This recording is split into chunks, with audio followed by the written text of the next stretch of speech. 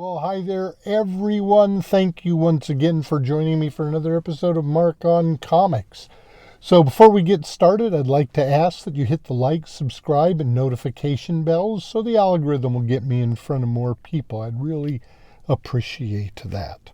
So what I've got for you today is I've got a review of the comics that came out the last week or two, which would have been the third week in February. So first off, we're going to get started with Conan the Barbarian, number 18. This is not the regular cover. This is a variant cover. So the writer of this book is Jim Zub, and the art is Danica Breen. So here's a page of that artwork. So I actually really enjoyed this story. It's a quick little filler story, but it worked for me. I did enjoy it. My only criticism, I don't think Breen's art is the best, but I really did like it. I liked this story. Looking forward again to issue 19 because Jim Zub has just been killing it. The entire series, we're a year and a half in, and everything is just going great. So, Conan the Barbarian 18 got 4 stars from me. 1, 2, 3, 4. 4 stars. So, that's Conan the Barbarian 18. Then we move on to The Loose End. The writer is Dave Wonch, and the artwork is done by Travis Heimel. So, Loose End, I liked the story. I didn't love it. I liked it. I thought it was really entertaining. Looking forward to issue number 2.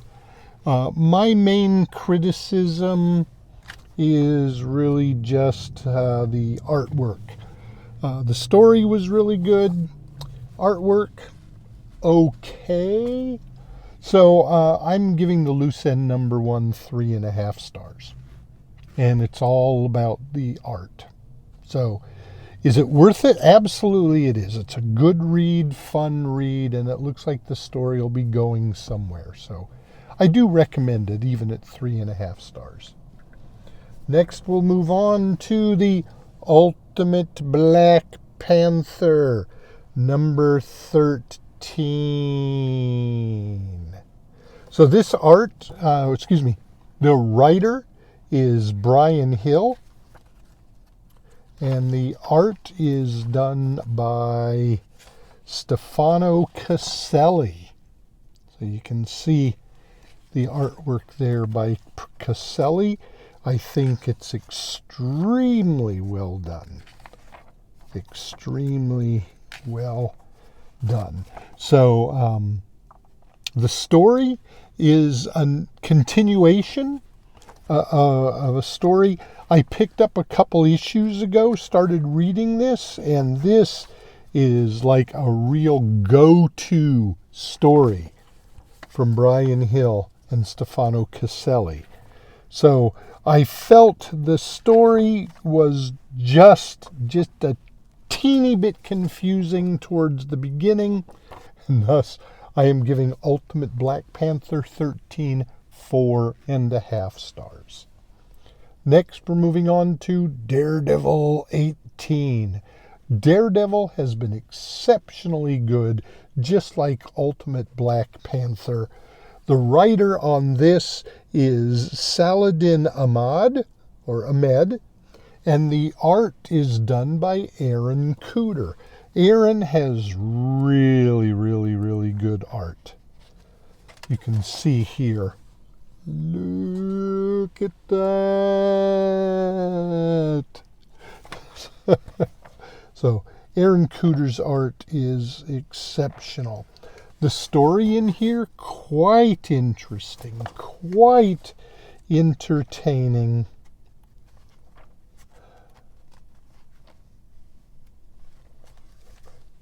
And the art is exceptionally good as well from Aaron Cooter.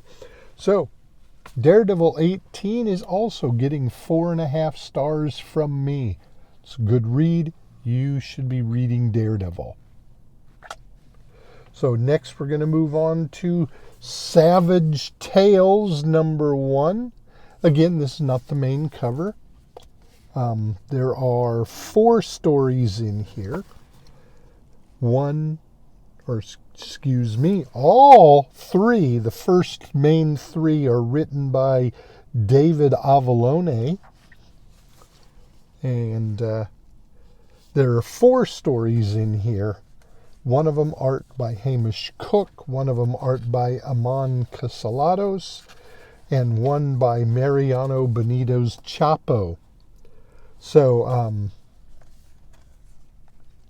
the reason I'm not talking about the 4th, it's reprints from Red Sonja comic. So it's a reprint, and I certainly don't want to rehash the reprint. But the reason it's getting a lower score is because of the reprints. It's 4 stars. It would have been 4.5 stars if we were just talking for the first 3 stories. So you can go 4.5 stars if you want to talk about the first 3 stories. Then we have Ultimate Wolverine #2.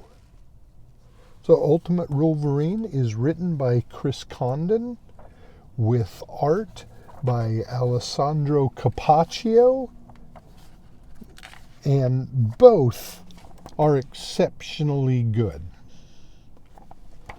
The story is very, very entertaining. Look at that. Look at that. Out in the wilderness with the Russians trying to control their winter soldier, Logan. So you can see all the great stuff from Alessandro Capaccio, and the story is incredible. It's only on issue #2. If you're not getting Ultimate Wolverine, you're missing out. I do believe there are probably still copies of issue #1 in the stores. So if you're not on it, if you like Wolverine at all, this is a book for you to get. So now we're moving on to G.I. Joe. This is issue #4. Story is by Joshua Williamson, and the artwork is done by Tom Riley. So Tom has really enjoyable art. I really like it. Couple things he misses here or there, like I don't like the coloring, but that might not be his fault. A little bit of it just not the best, but in general the artwork is awesome. The writing is awesome, and G.I. Joe #4 gets 4 stars from me. Wasn't quite the knockout, but I really enjoyed it. So 4 stars for G.I. Joe #4. Then we're going to move on to this title. I think you're all familiar with it. Amazing Spider-Man, issue #68. So, the writer is Justina Ireland, and the art is by Andre Briccardo. So, the art's okay. The story, not for me. Just, there's been a couple really great issues of Amazing Spider-Man in the 8 Deaths of Spider-Man run, but it just has not been doing it with this issue. So I unfortunately have to give Amazing Spider-Man number 68 3 stars. Just 3 stars. That's it. I didn't like it all that much. I'm hoping it gets better. And of course, we'll be relaunching Spider-Man number 1 in the next couple of months. Who knows? We'll see. Then we're moving on to Private American number 1 from Antarctic Press. The writer, one of my favorites for a long, long time, Mike Baron. I really like Mike Baron. I liked him on Nexus. Really enjoyable. The art is by Richard Bonk. I don't know how you feel. I feel the artwork really, to me, it drags this book down. The story's okay. I mean, I am looking forward to the next issue. But this artwork, a little on the cartoony side for me. So I'm unfortunately giving this book 3.5 stars. Private American number 1. I don't know if I should recommend it or not. I didn't find it a good enough read that you really need to go get one. If you want to, go get one. I really do like Mike Baron and his writing, but this time the artwork really just failed me, and the story, tad confusing at the beginning, but who knows? It'll probably pick up. And last on the list, Deadly Tales of the Gunslinger, issue number 3. Now, this book is written by Jimmy Palmiotti of Jonah Hex fame, and Harlequin and a bunch of others, but it is by Jimmy Palmiotti. He does the Wild West extremely well, and the artwork is done by Patrick Reynolds. So I've heard a couple people on YouTube talk about that this artwork is not for them. Well, I'm sorry, I do have to disagree on that. I think this artwork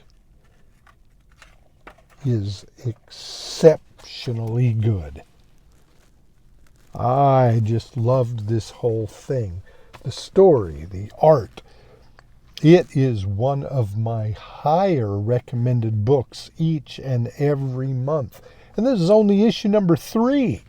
So I really think you need to be getting the Deadly Tales of Gunslinger. Now, if you're not into Spawn, I'm not really a Spawn person. I still pick it up because it's Spawn. But it's not like it's one of my favorites. It's okay.